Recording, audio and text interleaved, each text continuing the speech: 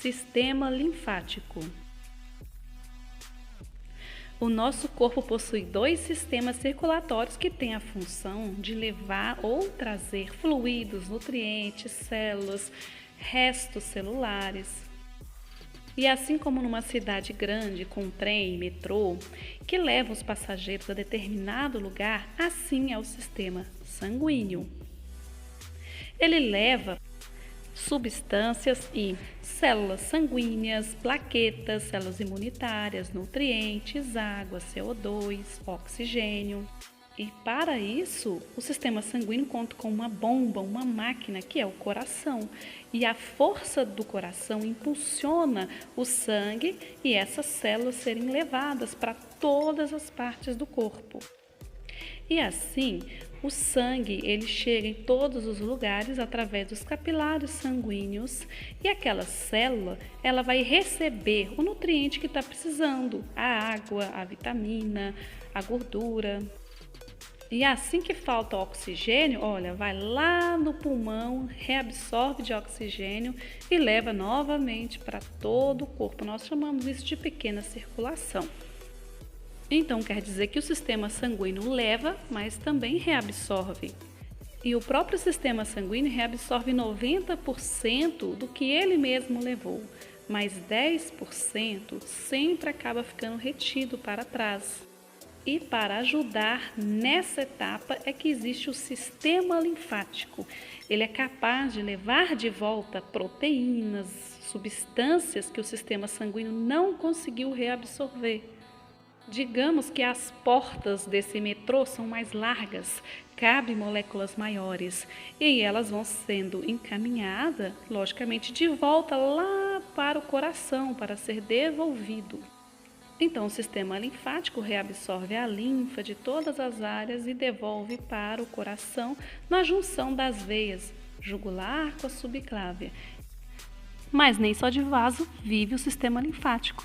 Temos também órgãos que irão participar, como as tonsilas, o timo, o baço, os vasos linfáticos, a medula e os gânglios linfáticos. Aqui, olha, aproximando para você entender mais, o gânglio funciona como uma barreira, onde ali as células de defesa, os macrófagos, os linfócitos, reconhecendo uma ameaça, ativam um mecanismo de defesa, um alerta para o corpo e, assim, mais quantidade de célula de defesa naquela região acaba inchando, o que a gente chama de íngua, quando você tem uma íngua, por exemplo, foi causada. E uma outra função aqui do sistema linfático está associado ao processo digestivo. Ali existem os vasos quilíferos na vilosidades intestinais, que são os vasos linfáticos que são importantes na absorção das gorduras, que irão ser transportadas para a corrente sanguínea. E você sabia que o sistema linfático ele reabsorve até 4 litros de líquido que o sistema sanguíneo não conseguiu reabsorver? Isso é muito importante. Em 2 dias, a pessoa estaria morta se não fosse a ação do sistema linfático, fora a ação dele na nossa imunidade. Fazendo uma pequena revisão, repare, todas essas bolinhas são os gânglios linfáticos e os riscos são os vasos linfáticos. Aproximando bastante de uma forma que a gente consiga ver bem a nível celular o que acontece.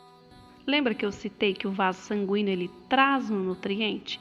E quando esse nutriente extravasa para o lado cor-de-rosa, que é o meio intersticial, consequentemente também vai uma parte líquida.